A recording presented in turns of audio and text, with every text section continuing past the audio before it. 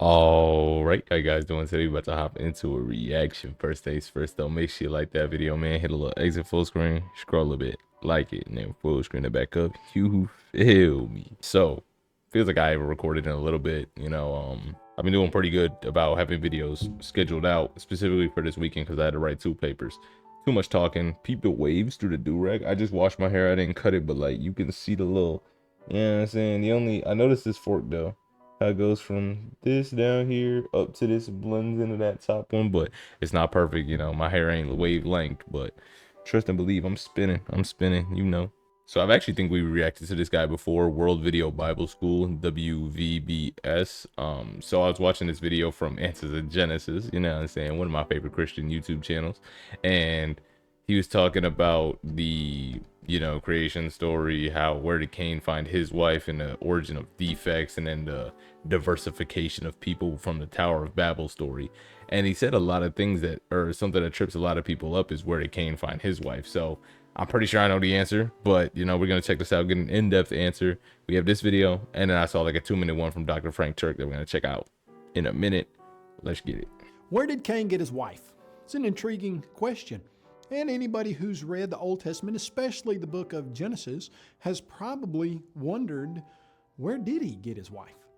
Here's the verse where we understand that he had one. In Genesis chapter 4, verses 16 and 17, after Cain had killed his brother Abel and he was sent out by the Lord, the text says, Then Cain went out from the presence of the Lord and dwelt in the land of Nod on the east of Eden, and Cain knew his wife, and she conceived and bore Enoch. Now, the question is, we don't read about any other women in the Bible up to this point. And so, how can Cain leave Eden and he shows up in the land of Nod, and there is automatically already a group of people there, or at least one woman there that he marries? All right, so I thought I knew the answer. This is getting a lot different. I just assumed that God made his wife for him, special, not with the rib or anything. I don't know. I just assumed something like that, but seems like it's taking a very different route. And also, you can tell bro knows what he's talking about because he got that little southern accent. You know what I'm saying? He got a little twang in there. Where did she come from? Basically, you've got two options as to where this woman that Cain married came from.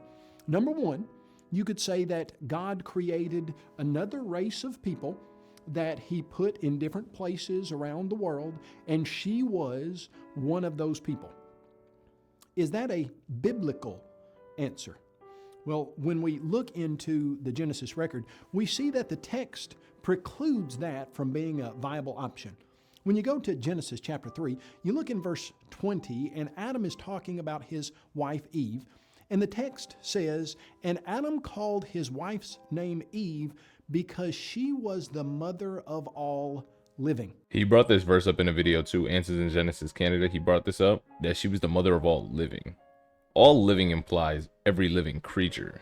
Do we count the other living creatures? Because I remember I watched this video one time, and it was talking about how in the beginning God made everything good, right? There was probably no death at all, let alone just with humans. It was probably for everything, because I guess through the teeth, the dental structure of certain animals, you can see that they're actually capable of surviving off of vegetation rather than only off meat. And obviously, they might have adapted to have more carnivorous based teeth as time went on, but I think it was crocodiles or something. They could have been eating watermelons or something like that, cantaloupes, stuff built like that or something. I'm gonna see in the future if I can find a video. I doubt it, but who knows? Or maybe something similar. But right, the mother of all living. So were those animals already considered dead beforehand? Or it's just the phrasing of that. It's kind of trippy. Well, what do we mean when we say all living? We certainly don't mean all living creatures. We don't mean all living plants. What does it mean that she's the mother of all living? Well, she's the mother of all And it seems like he's about to answer my question. living humans. And so it's not that God created another group of people. Adam and Eve were the first two humans, and from them, all subsequent humans were born. So the idea that Cain went to Nod and found someone else that was a group of people that God had created besides Adam and Eve, not what the scripture teaches. So Where did Cain get his wife? Who did he marry? When we read in Genesis chapter 5, verse 1 and then verses 3 and 4, here's what the text says. This is the book of the genealogy of Adam. And Adam lived 130 years and begot a son in his own likeness, after his image, and named him Seth. After he begot Seth, the days of Adam were 800 years, and he had sons and daughters. Now, notice that genealogy. It mentioned Seth when he was 130 years old, but it didn't even mention Cain and Abel.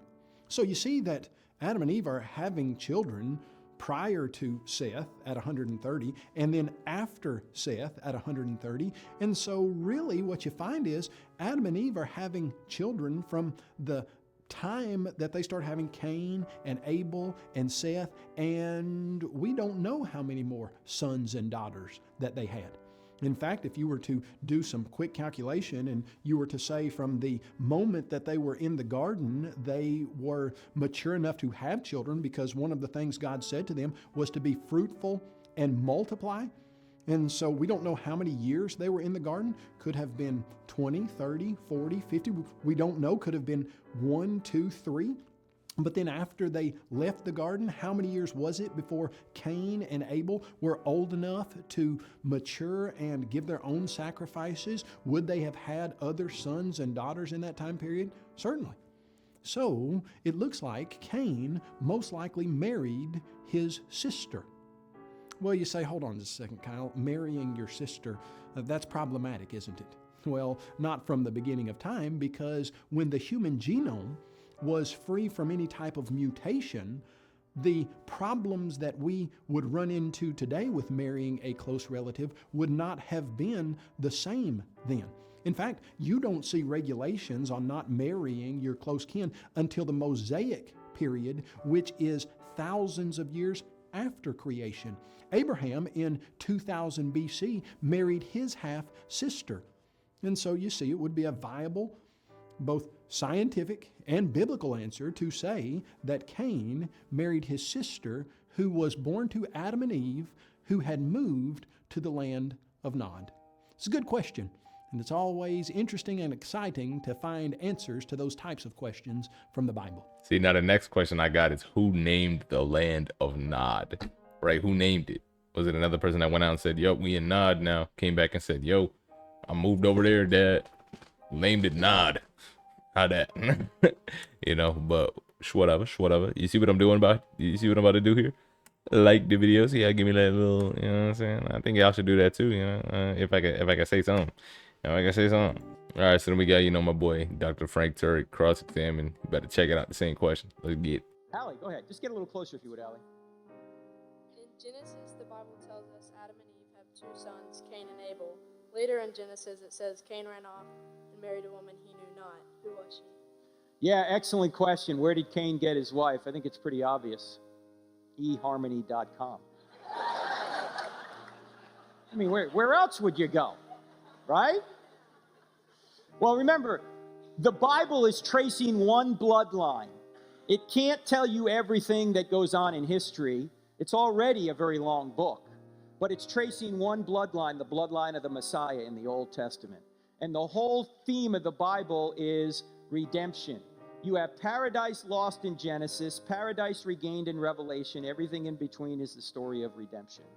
And so there could have been hundreds or thousands of people on the planet through Adam and Eve by the time Cain took a wife. Now, could he marry a sister? Yeah, why not? Because at that point, there was no genetic deformity. Now there is. Now you can't do that.